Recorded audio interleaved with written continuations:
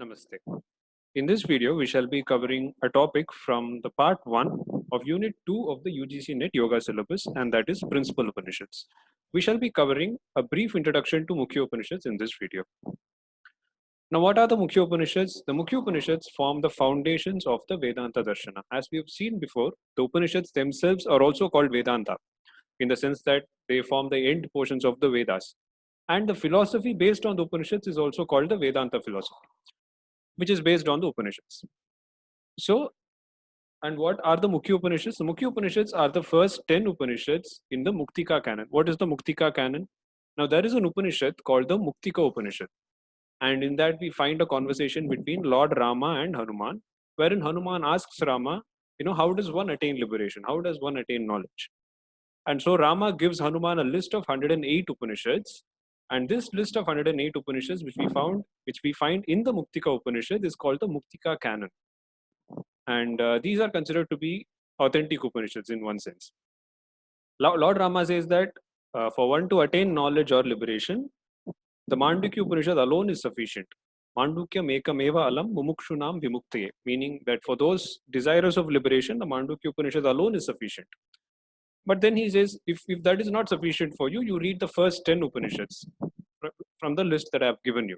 If that is also not sufficient, you read the first 32 from the list I have given. If that is not sufficient, you read all the 108. So that is the Muktika canon, and the Mukhya Upanishads are the first 10 Upanishads found in the Muktika canon. These are considered to be the most important Upanishads. The shortest Upanishad is the Mandukya Upanishad, as you must be knowing, and the largest is the Brihadaranyaka Upanishad. Brihat itself means big, so self-explanatory. Most of the Upanishads are found in the form of dialogues between a guru and a Sishya. We find for example, the Katha Upanishad, we have Nachiketa, who is the Sishya, and Yama, who is the Guru. In the Prashna Upanishad, we have 6 disciples, and the Guru, who is Pipalada. So we have many Upanishads which are in the form of dialogues. And they deal with various philosophical issues, such as the origin of the universe, the real nature of man, the path to liberation, etc. Now, Upanishads and the Shanti Mantras. Each Upanishad begins with a Shanti Mantra and ends with a Shanti Mantra. And it is important to remember which Upanishad begins with which Shanti Mantra, because questions can be expected from this topic. Now, the easy way to remember them is Upanishads belonging to a particular Veda all begin with the same Shanti Mantra. For example, the Rig Veda Upanishads, which is only the Aitareya Upanishad, it begins with Vang Me Manasi Pratishtita. Just know the name. You don't need to know what goes after that. Now, the Yajurveda is, as we have seen, divided into 2, Shukla Yajurveda and Krishna Yajurveda.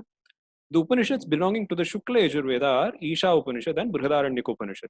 Now, these Upanishads begin with the Shanti Mantra, Purnamadaha Purnamidam. You must be knowing this, quite popular. And the Upanishads belonging to the Krishna Yajurveda, which are the Katha Upanishad and the Taittiriya Upanishad, they begin with Sahana Bhavatu. Again, very popular.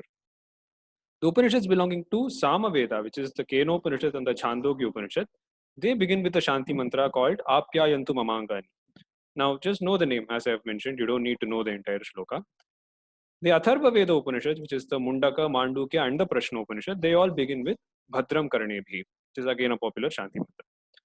Now, this chart, it gives a list of which Upanishad belongs to which Veda and what Shanti Mantra it begins with. Just go through this. This might be important from an MCQ point of view, because you could expect questions from this. You could expect questions which ask you which Upanishad belongs to which Veda. You could also expect questions which ask you what Shanti Mantra this particular Upanishad begins. So just go through this. So with this, we finish a brief introduction to the Mukhya Upanishads. In further videos, we'll be going through each of the Mukhya Upanishads and important topics which have to be covered from the syllabus point of view. Thank you.